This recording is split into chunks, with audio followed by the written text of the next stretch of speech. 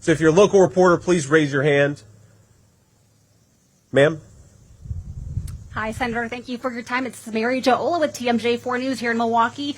You were just in Milwaukee a few days ago, now in Kenosha. Could you just talk about how much of a priority Wisconsin is to the Trump campaign and where are you headed next in Wisconsin? Well, look, I just like Wisconsin a lot, right? So I'm going to spend a lot of time with you fine people. But obviously, politically, Wisconsin may be very well the most important state in the country come November. And we believe that. We know that. All the polling says it. But most of all, you feel it on the ground. Look, Wisconsin is a state that I think has really suffered from two failures of the Kamala Harris presidency, vice presidency.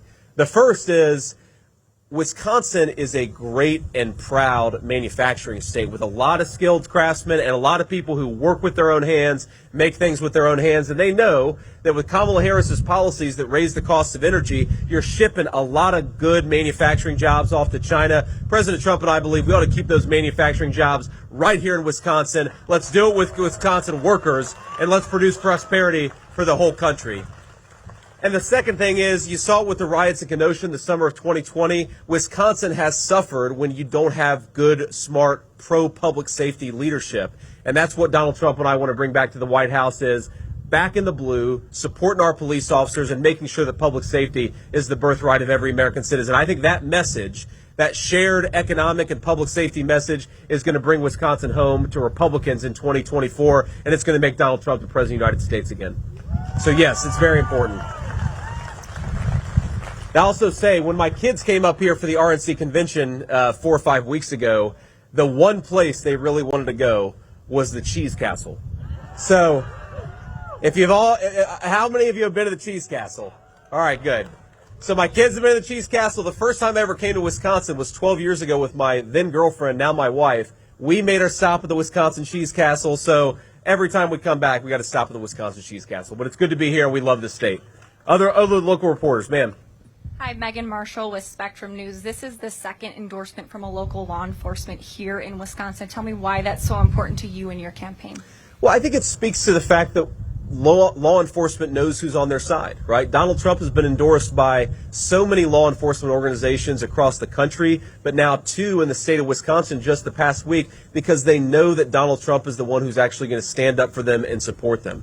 I mean, look, we have got real problems in law enforcement recruitment in this country, and certainly right here in the state of Wisconsin. A lot of our police departments are underfunded and under-resourced. We don't have enough cops to do the job of keeping us safe. And then on top of that, we've got Mexican drug cartels operating as far north as Kenosha, Wisconsin, because we have a border czar, Kamala Harris, who refuses to do her job. These guys just want common sense back, right? Some of them are Democrats, some of them are Republicans. Maybe they agree or disagree with us on tax policy, but they agree with us that we've got to have common sense public safety. And if we don't have public safety, we don't have anything. You can't build a business. You can't go to work. You can't take your kids on a walk in your neighborhood without public safety. Public safety is the foundation of having a good country, and the police of Wisconsin know Donald Trump is the public safety candidate.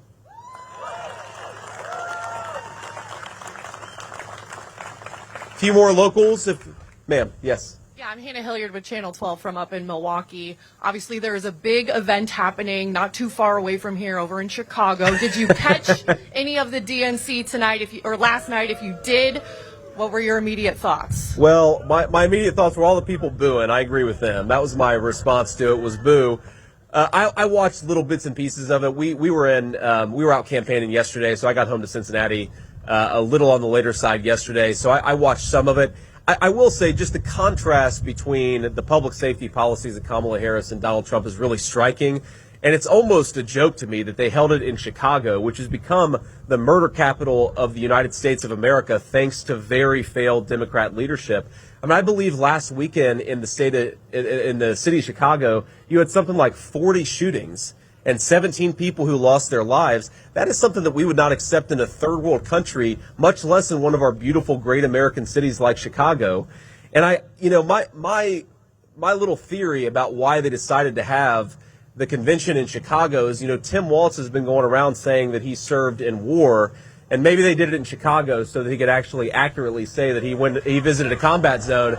Because Chicago, I mean, look, Chicago has violent crime statistics that actually mirror again, third world, highly violent countries, again, public safety is the birthright of every citizen in this country. Poor or rich, black or white, nobody should be growing up in a community where you have a murder rate like that. And I think it is a good contrast between the policies of Kamala Harris that promote violent crime and the criminals who do it, and the policies of Donald J. Trump who promote peace, who promote prosperity, and want to throw the violent criminals behind bars. That's what Donald J. Trump wants to do, and I share that. What? Anybody else here? Ma'am? Yeah, go ahead. Hi, this is Stephanie Quirk with Fox 6 News in Milwaukee. Kind of going off the DNC, Vice President Kamala Harris is paying a visit to Milwaukee tonight, holding a rally. Do you have any response to that? No response. Look, I mean, Kamala Harris is going to run the campaign that she runs. I would say that I wish that she would do what I'm doing right now, which is talk to the media and actually answer some tough questions.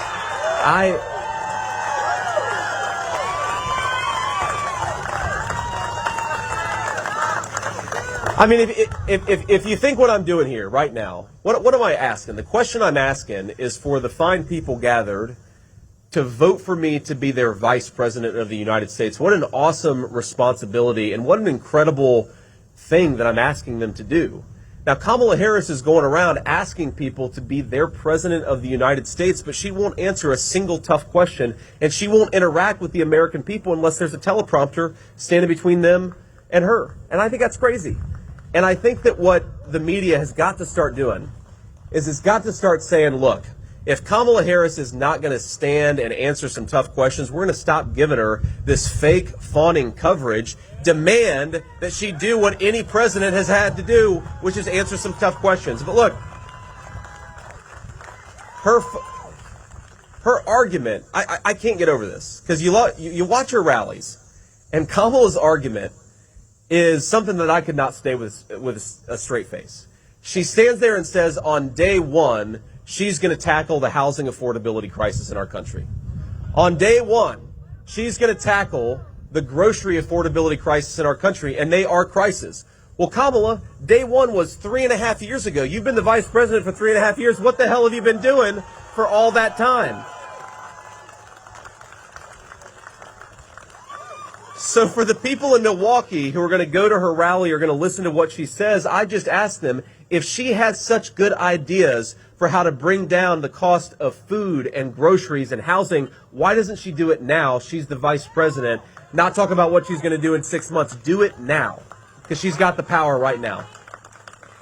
Thank you. Any other locals? Okay, we'll do a couple nationals, and then we got to hit the road. Go ahead, ma'am. Senator Merrill Cornfield from the Washington Post. I have a policy question for you. We don't want to talk about policy? So my question is, before you were in the Senate, there was the vote on the Violence Against Women Act. And one of the hiccups with negotiating that bill was, should people who are convicted of stalking be able to possess firearms? What do you think about that?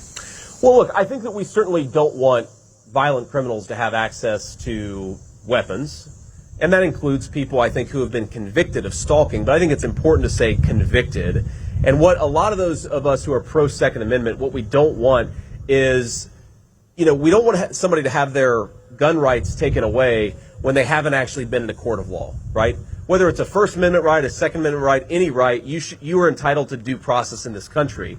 And so the criticisms that I've seen of that are not that certainly people who are convicted of a crime, they should not be able to carry a firearm. But people who have not gone through due process, they still have their rights, whether First Amendment, Second Amendment, whether walking around liberty or other rights. And I think that's an important distinction here between our approach and the Democrats' approach. We don't believe in the Republican Party that you should take people's rights away unless they've gone through a court of law. Hi, Senator. Kit Maher, CNN. I know Donald Trump has been reported. She's one of the good CNN reporters. There's like two of them. She's okay.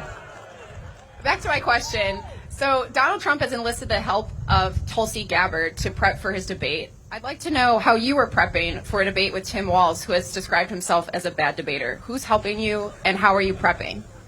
Well, I found a good friend from back home who embellishes and lies a lot, and I'm having him stand in for Tim Walz. That's what we're doing during our debate. But look, all kidding aside, what we're going to do is we're going to focus a lot on policy, right? The way that I'm trying to prepare is to try to make sure that we're prepared to answer the American people's questions on how we're going to make their lives better, how we're going to make their communities safer, how we're going to bring back prosperity and low prices to the American economy. And we're going to focus on policy. And then obviously we're going to answer whatever questions the moderators have. That's how we're focusing. And by the way, just on President Trump, we have to remember Tulsi Gabbard was a Democratic congresswoman just a few years ago. She ran against Kamala Harris back in 2020, and now she is firmly behind the Trump-Vance ticket. We're actually the ticket that is supported by common sense people across the spectrum. I think Tulsi Gabbard, you saw her, I mean, she basically ended Kamala's campaign on the debate stage, so she's a hell of a debater, but she's also one of these people who believes in some common sense things like we shouldn't send America's sons and daughters off to fight in stupid wars, right? Amen to that, Tulsi. And I think it's really telling that the campaign that has brought a lot of Democrats and Republicans and independents together, it's the campaign of Donald J. Trump. And that's very important. We'll do one more question. Sir. Hey, Senator Zach Alashak, Washington Examiner. I had a question. Last year, you got a lot of attention for visiting striking UAW members in Ohio. Last night, Sean Fain attacked you at the DNC and Donald Trump. Do you believe the party's going to attract more union voters this cycle, and kind of what's the strategy to do that?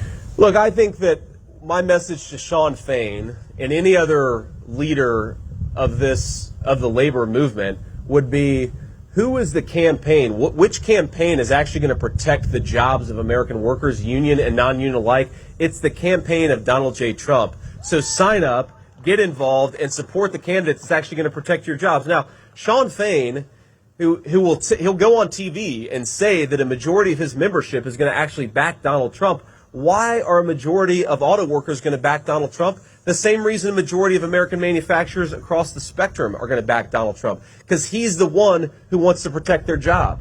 He's the one who's saying, if the Chinese want to use slave labor and then import stuff into our country, we're going to put tariffs on the stuff they make with slave labor, and we're going to protect the jobs of American workers. When Kamala Harris says she stands for the United Auto Workers, and yet she supports EV mandates that's going to have every single one of their jobs destroyed and shipped to China, because it's China that's making most of the EVs. In America, we're still making a lot of gas-powered cars. I think people ought to be able to drive whatever the hell they want, because this is the United States of America. We don't tell people what to do. But importantly, if we don't tell people what to do, they're going to be able to buy cars that are made in America with American workers doing the jobs. And that is why I think we're going to win the majority of union and non-union workers in this country. Whatever Sean Fain says, if he listens to his membership, they're behind Donald J. Trump. And of course, there are a lot of other workers who aren't just auto workers who are exactly the same position. All right. What I'll say here finally to wrap up, thanks to the media for asking a few questions, is